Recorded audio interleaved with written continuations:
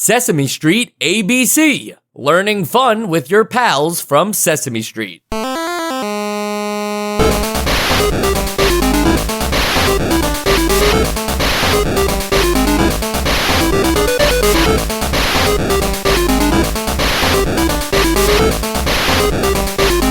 And welcome to Nostalgia, a chronological exploration of every NES game released in North America. I'm Mike. I'm Sean. And I'm Joe. Real fast, guys, I think that we owe it to everybody here. Let's just do a quick refresher on the alphabet so that just in case anybody who's not familiar with the podcast going into this or with the game for that matter, just knows the alphabet. So I feel like that's really important. So we'll just alternate. I'll start A, B, C, D, E, F, G, H, I, J, K, L, M, N, O, P, Q, R, S, T, U, V, W, X. Y.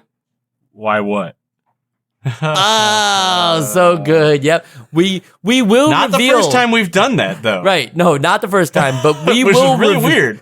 We will reveal the final letter at the end of the episode. So stick around for the finale because we will let you know what that final letter was supposed to be. I always remember, like, when I need to remember what the alphabet is, like, at least the first three, always be closing.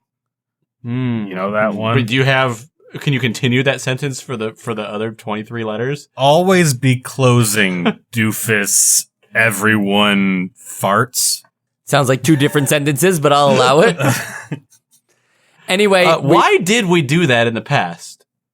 Oh, because we wanted everyone to know that if in the future, when we die, they can still record episodes of Nostalgia by taking the alphabet. And Was that really it?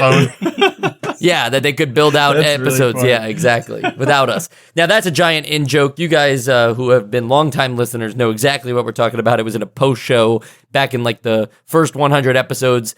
Anyway, enough with the jokes. Enough with the little hijinks and all that. Another word for jokes. I'm learning a lot of words because today's focus on Sesame Street is not numbers like we got earlier this year. In January of 1989, Sesame Street 1, 2, 3 was released, but now it is September of 1989, and they have had enough time to say, screw the numbers, it's time to talk about letters. And letters are serious business because they're a little trickier than numbers. Would you agree or disagree with that assertion? I'd say that they're a little trickier because like you can't just like add two letters together to get a new letter. Like there's no it's not like a zero sum thing. Like each letter is unique and you have to remember those letters. Hence why I have like, my little mementivisions. Yeah. I think that they're trickier to start because they're like, yeah, you gotta put all this extra, you gotta have all this extra knowledge, yes. But in the long run, numbers I think become more complicated because letters are finite, but numbers eventually you get into all this crazy math, like really hard math, and then like numbers are basically like picking Bulbasaur, and letters are like picking Charizard. I can understand that because also numbers are if letters just went on forever. Well, I mean, you could also have like, letters, like there's 26 different letters and there's only 10 different like individual numbers that the rest of the numbers are made of. So like if you had like a 5 character number, there's only like 10,000 of those. Whereas if you had a 5 character word, there's whatever 26 exclamation point are or whatever. So, what are we doing right now? What is this about? No, you might think we're just riffing, but this is all stuff that Sesame Street ABC taught us. Sesame Street ABC involves Big Bird and friends teaching players, presumably children, the alphabet, both upper and lower cases, and spelling words and such. Also, Ernie wants to teach you about map making and directions in a second game that has nothing to do with the alphabet. Yeah, that one was kind of odd. We'll get there. Before we talk about the game, big kudos to the opening of this game where it has a version of the Sesame Street theme song that sounds just like the Sesame Street theme song. And because it's a game that teaches you words and letters, it has a sing-along version of a bubble that goes across the screen, touching the notes, touching the words as the notes follow on the screen. So you can actually sing along and learn the words right there to the Sesame Street theme song. Very advanced stuff. I think right there, the game is worth it alone for this karaoke version of the Sesame Street theme song. The first NES karaoke game. I appreciate that. But it's pretty much over after that, because then we are greeted with the terrible menu. The worst menu of all time. It is a direct copy of the menu from Sesame Street 1, 2, 3. Sean and I's friendship nearly ended over this, and it's easy to see why, okay? Because I think the menu is terrible, and I'm not saying he thinks it's the best menu he's ever seen, but he thinks it's fine for children. I'm just saying that if it's a thing where, like, you know, a 3-year-old doesn't know how a controller works. Like, if they press a button, something changes. And that's all you need. That's all you need at this level. And I still hold that as fact. I'm gonna take a little break. We'll let you guys talk about this. I'll be back in a little bit. Because you know what this is, Joe? This is just teaching kids that everything in life can be handed to them. This is the original participation trophy. I don't see it. I don't see it. Kids will never need to understand directions, apparently, because up can be down, down can be this up. This isn't the game that's teaching them directions. What's that? This isn't the game that's there to teach them directions. Right, it's here to teach them letters. I get that.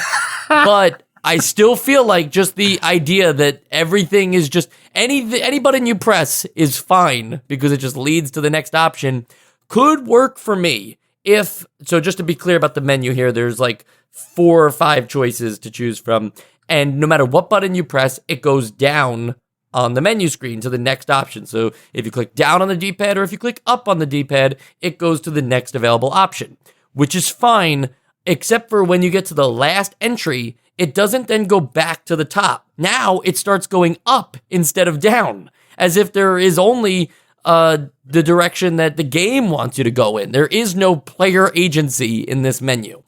If I were a parent, I don't have kids, but if I were a parent, I would think, like, you know, you don't want your kid to learn too much too fast, because then eventually the power dynamic of the parent-child relationship changes. That's true. You still want to control that kid for the rest of his life or her life.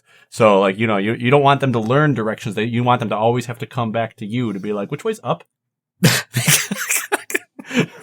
No, right? It's true though. It's true though, because like we live in a very competitive marketplace right now, and anything that I teach my child can be used against me. So I don't want my kids to be better than me like that. That is some really silly, naive parenting right there. If you're trying to replace yourself, you're doing it wrong. Yeah, you should be trying to learn as much as you can from the new generation and then taking that and using it against them.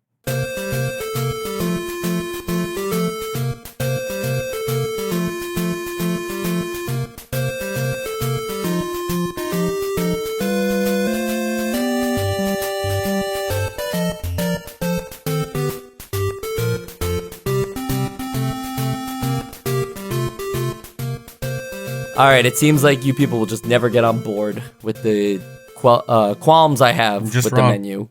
Qualms is a word that Sesame Street ABC could potentially teach you, because this is more than just learning your ABCs, which is kind of what the game implies, right? It's just supposed to teach you the alphabet. No, we're building out words here, and what words we're building are anybody's guess, including Sesame Street's. But I'm getting ahead of myself because we have to break this down a little bit.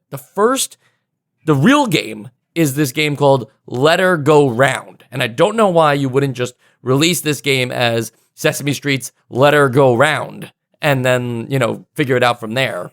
But Sesame Street ABC is what they chose it. The actual game is called Let Her Go Round. And then within that game that you then boot up, you have uppercase matching, lowercase matching, mixed case matching, one little word, what's missing, and spell the secret word. These sound like categories for Jeopardy, but they are just all the same kind of game, which is a Ferris wheel at a carnival is revolving with letters clockwise and these letters that are attached to it, you choose to stop the Ferris wheel when the letter you think that matches the reference letter that they have provided to you, when that is at the bottom of the wheel, then you say stop. I am explaining it confusingly on purpose because I, for the life of me, can't figure out this motif of a Ferris wheel that has a couple letters on it that you're just supposed to decide, well, once the letter hits the bottom, that's the best time to choose it. Why couldn't it have just been a keyboard that you like have a mouse for, that you like select the letter that goes there? Well, first of all, Mike, a couple things. Number one, this is a merry-go-round. Otherwise, the name of the game doesn't make sense. Anytime you've seen a Ferris wheel, it's actually a merry-go-round, just vertical. So that's why it's called that. And two, obviously you have to choose the one that's on the bottom because that's where you get on and off the vertical merry-go-round. Like you wouldn't jump off the top of a merry-go-round. Yeah, kids know this. That would be certain death. So they're using the actual intuition of small children to not jump to their death, to teach them how to match letters.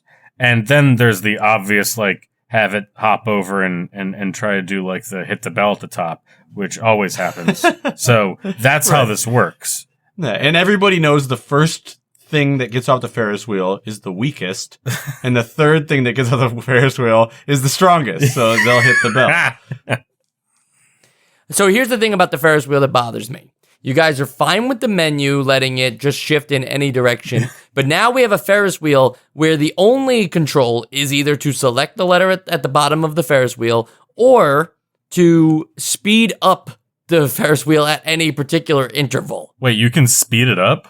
Yes, you can choose to have it be incredibly slow, faster, if you so wish to, if you know that the letter that's coming up is not the letter you need. How? You can press the other button and the Ferris wheel will change speeds. I didn't know that. I didn't know that either. I think that those controls are for the parents, I think. Yes, they're tired. They're come on, you missed it. We're not waiting for it to go around again. Okay, so let's start with the matching, okay? They show you in the bottom right corner, they show you a capital U. And then they give you 6 letters on this Ferris wheel, and only one of them looks just like the other one. They're not telling you that is the letter U. There is no synthesized voice that confirms that or anything. It's just find the shapes that look similar. So this is more of a shape game than it is teaching you about the alphabet. Well, no, wait. Well, letters are shapes. So, right, but I'm saying you're just confirming that the pictures match. You're not confirming that you've learned the letter U. Yeah, you're not okay, that's an E. I mean, you're right, but I guess it still doesn't get much better later. But later when you're talking about words, then you have to put them together in a way that makes a word. Right, but that implies that you went to school and then learned the whole alphabet. Learned it somewhere else. Okay, I will confirm. I will confirm that the only mode within this sub game that actually could be used to illustrate your understanding of the alphabet and how they form words is the secret word, kind of, and the what's missing. Those are the only 2 sub games of the sub game which sort of actually show understanding. The rest is just, you're right, matching different shapes. Right. But even those just show understanding. I see what you're saying. They don't actually teach you. You have to have learned that somewhere else. How, what the secret word is in order to play that correctly. What I feel this should have been, this match the letter to the other letter game, should have been there should just be a simple picture of a cat, and you have to get C. And then that shows cat starts with C. Or even more simple, it could have just been show one case and match it to the uppercase or lowercase or the opposite case. That would show that you know that it's the same letter. Yes, agreed. True. And I would also think if you're a child, right, or if you're a parent buying this video game for a child, The point of buying an educational video game is because kids love video games, kids love stimulation and excitement and all that, and it's not fun to teach them the traditional way how to learn the alphabet. We're going to do it with video games now. But when you only have 3 celebratory animations, whether it be Big Bird, Cookie Monster, Ernie, when you only have those 3 that you constantly are recycling through, I argue that actually this game would get boring fast even for a kid.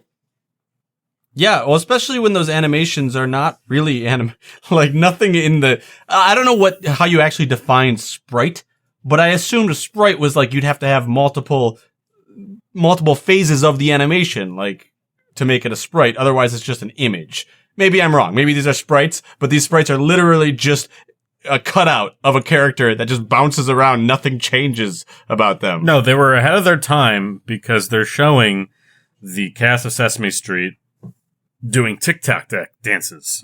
That's true. And I mean, say what you will about how much animation there is in there.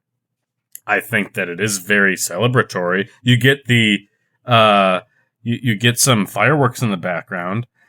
Basically, what I'm saying is, we are the only true authorities on the educational system, and we should be the ones that actually facilitating educational video games. Give us the reins. Yeah, I agree. I love the TikTok dance where nothing within your silhouette moves, and you just move up and down slowly. It's the floss. That's going to take off big time.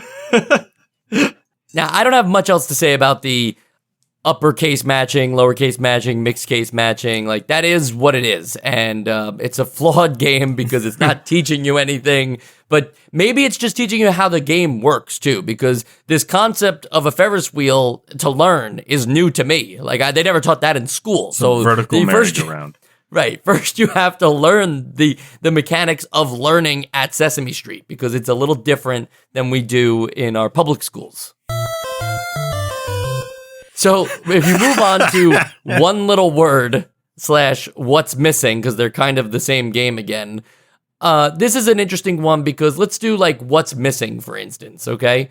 In what's missing, you get a word that is clearly missing a particular letter that you have to choose from on the range of the Ferris wheel's alphabet.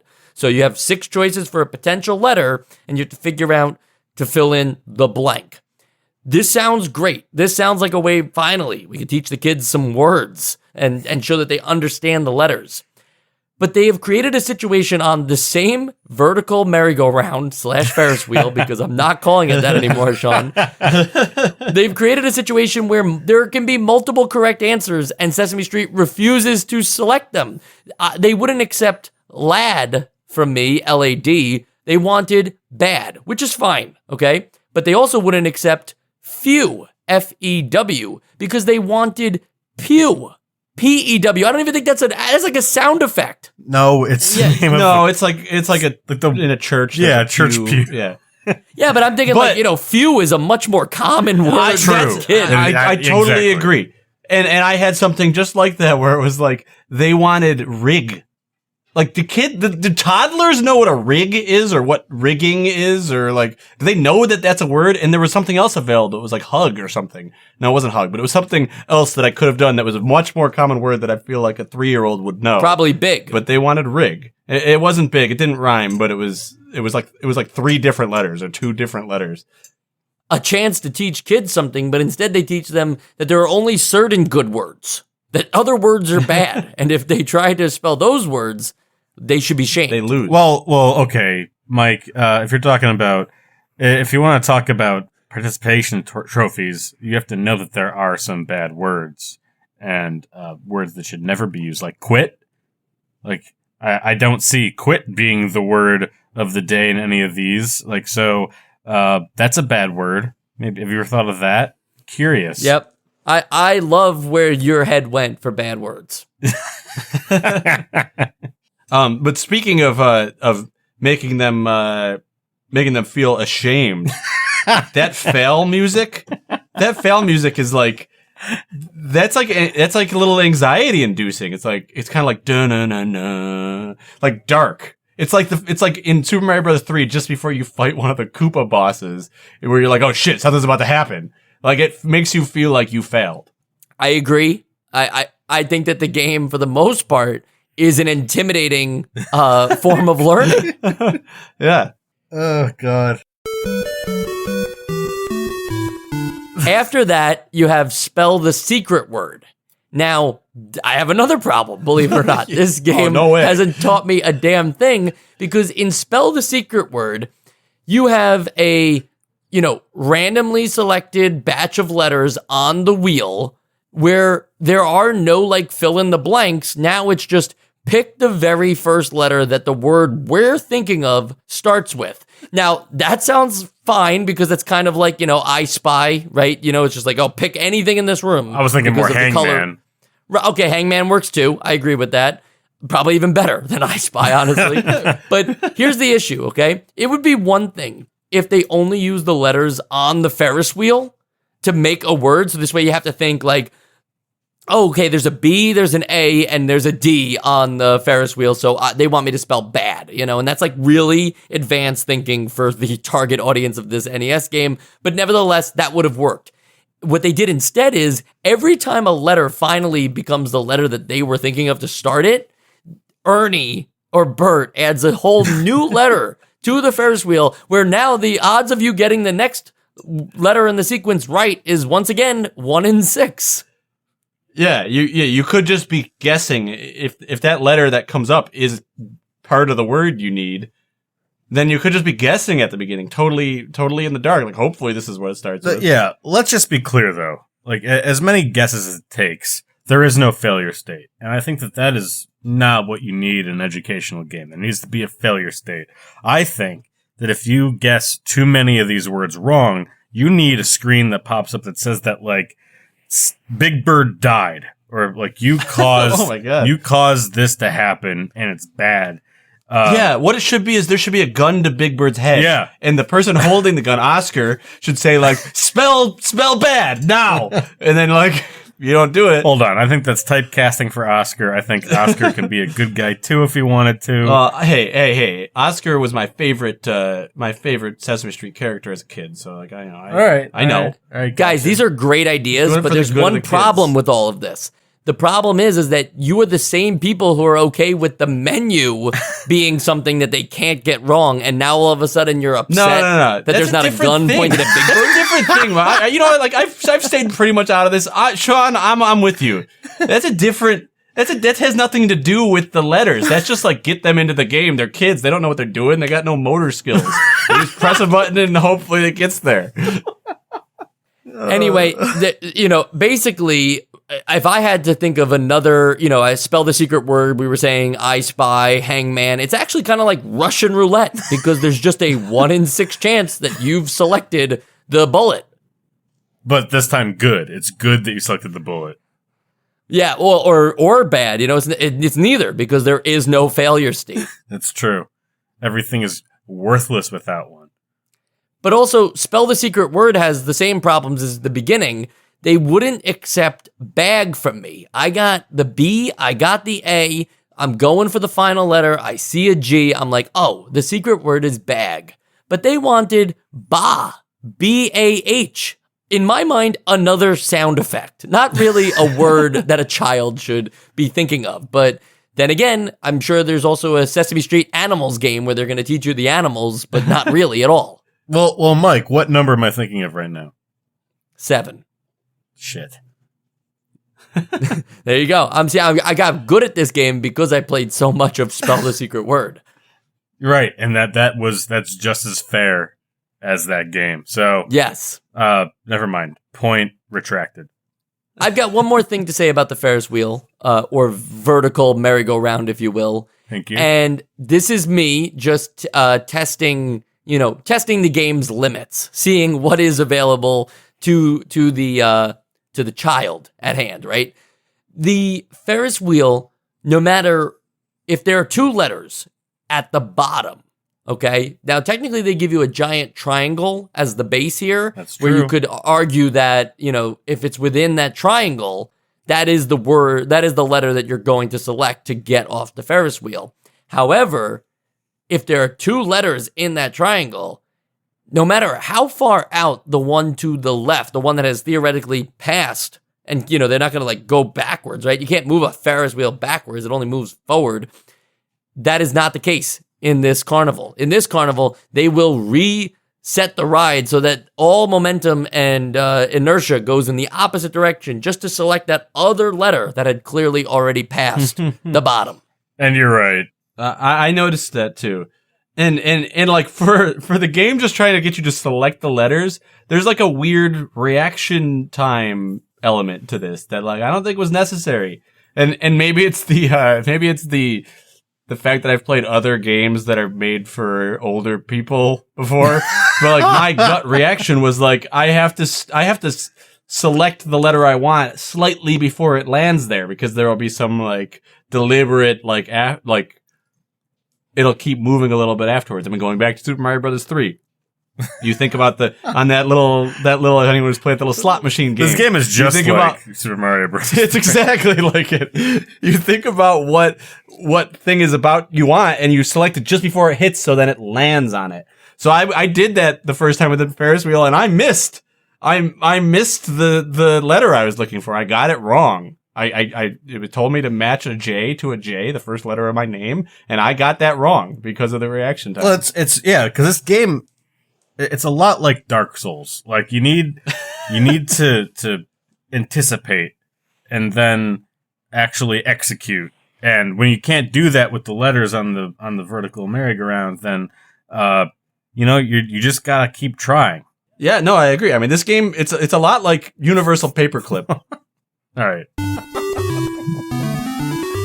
But I will say one more thing about the Ferris wheel levels is that recently, last year, I kind of as a gag Secret Santa gift, taught myself to make a basic NES game. And from there, I learned that, like, the way sprite work and, like, the way that works with, like, your palettes, and I might be getting this, like, a little wrong, but you have a couple of colors that are in your palette, and one of them is set as your transparent color. Usually it's black. And if you try and use black while it's your transparent color in something, that thing will be transparent and you'll be able to see right through it, whatever color is behind it. And that is what they did for their characters. So like Cookie Monster comes out and you can see through his mouth, which is supposed to be like black, like the inside of, like the dark inside of his mouth. And you can see like the moon behind his mouth. It's as if there's a hole in the back of his head. Same thing with like all of the, like, Cookie Monster especially has all his texture. So he's got like little black speckles in his fur. You can see through him. Same thing with Big Bird, same thing with Ernie and Bert, but like much more noticeably for Cookie Monster. But like anywhere where they tried to use black color, it was clear. The really good thing about the Cookie Monster one is that if you look at the Ferris wheel carefully, on the base of the triangle, okay, at the very bottom, there is some like little white lines that are supposed to, I guess, reflect, be like a reflection. Sometimes Cookie Monster can jump in his dance to perfectly line up with the white that is there inside his mouth. So it looks like teeth. It looks like he is smiling. Oh. Wow, you're right. I just saw it. Maybe that was intentional. That's why they did that. They ran that by the Sesame Street creators, and they, Jim Henson personally said that's right. That's the thing about Cookie Monster. Yeah, his teeth are only in one spot though, and he has to move in front of them for them to be in his mouth. Well, we've never seen him with teeth on the show. Never been in the spot where his teeth are. Yeah, exactly. That's a brand new sentence. Oh, wow. Okay, it's 33 minutes. Let's keep going.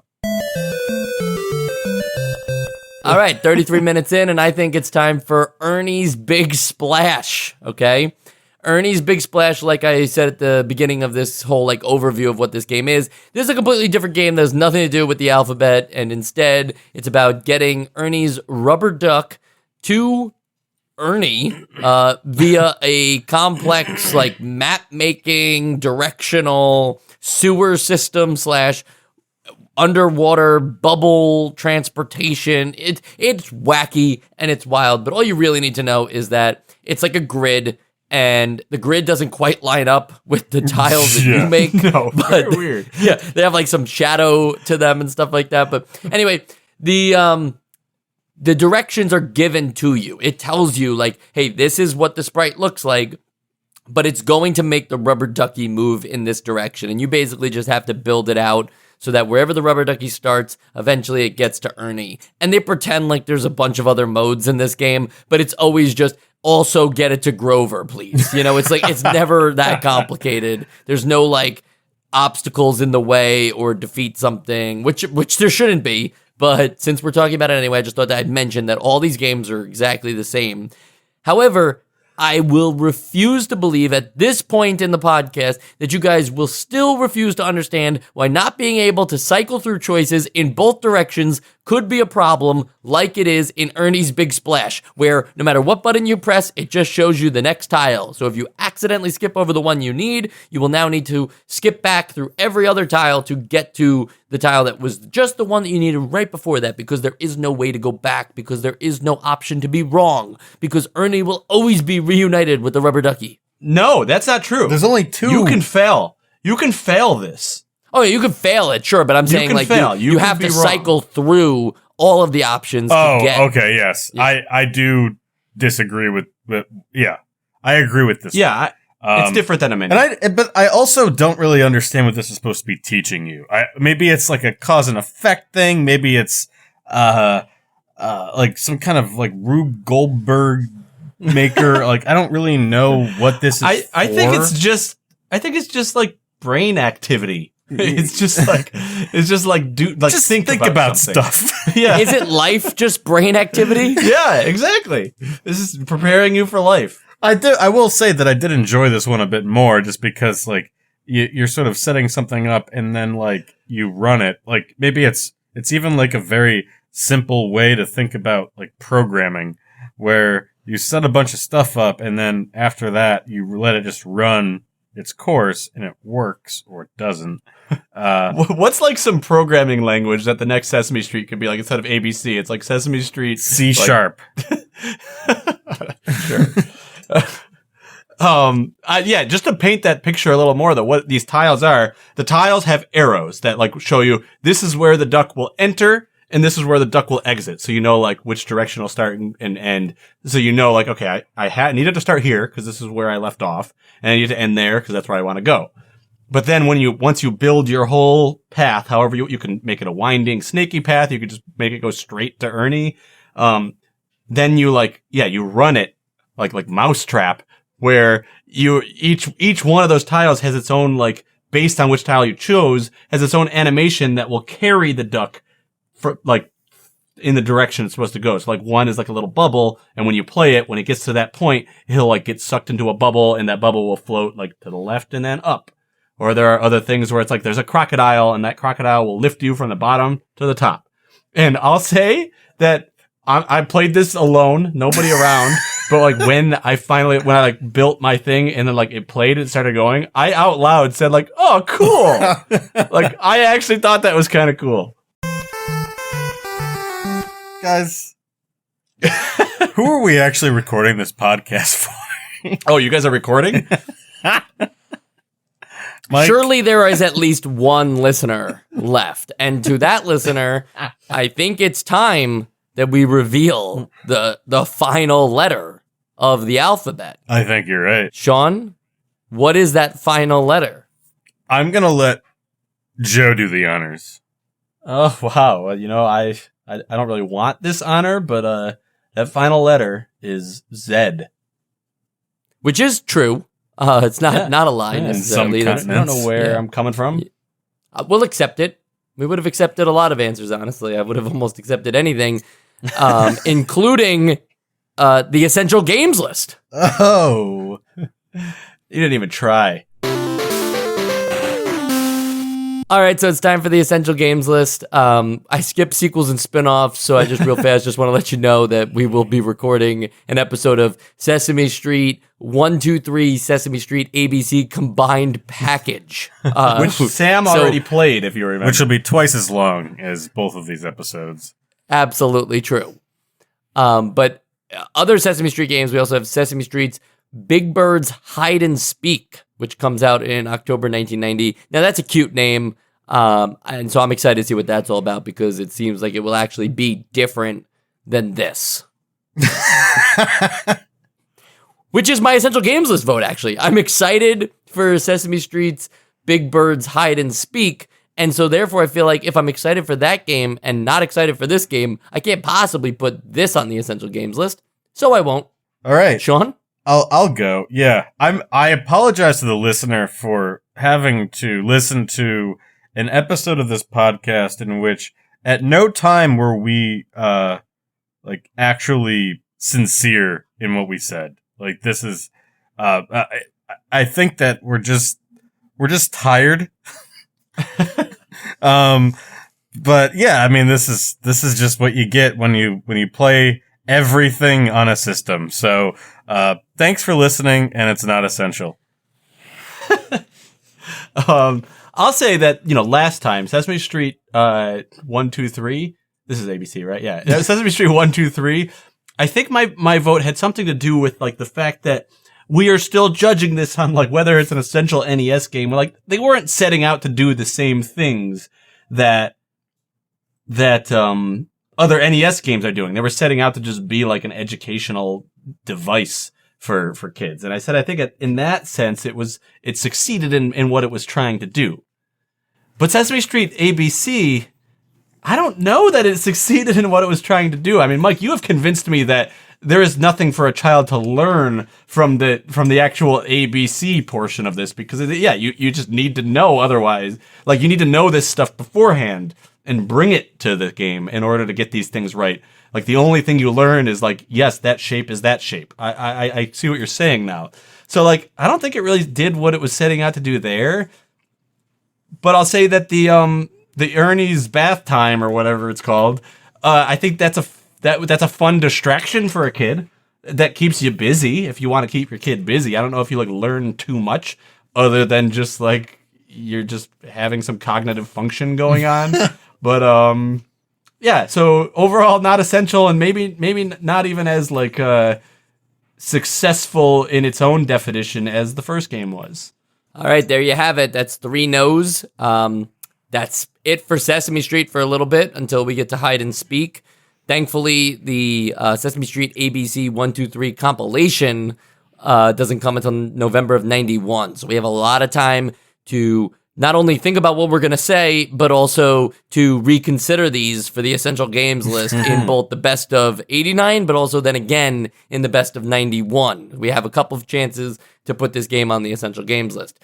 Remember, that's something that we do because we are coming up towards the end of the year. It's going to take us a long time because we only record 1 episode a week every Friday, but we are now in September of 1989. So once we finish December of 1989, we're doing the best of 1989, and we're going to review all these games and the Essential Games list and see what comes on or off that list. Guys, hopes, dreams, fears? Well, you know my hope. I won't take up much time there you pitching go. Thank Zelda you. 2. We've already proven that the Essential Games list means nothing. Great. Okay, that's also encouraging to the listeners to hear. Next week, we'll be recording Flying Shark, and I don't know. That sounds awesome. So I don't want to even talk about what that could be. I know for a fact it's not the Teenage Mutant Ninja Turtle character named Flying Shark, or Sky Shark, rather. But that's a whole nother... Oh, that's right. The game, this was my notes. My notes are bad. The game is called Flying Shark in the arcade, but on the NES it's called Sky Shark, and there's a TMNT character named Sky Shark, and that's where I was like, huh. So, consider that a redo, but also that I'm too lazy to redo it, so we just left it in the edit because nobody should be listening to the episode at this point or this point.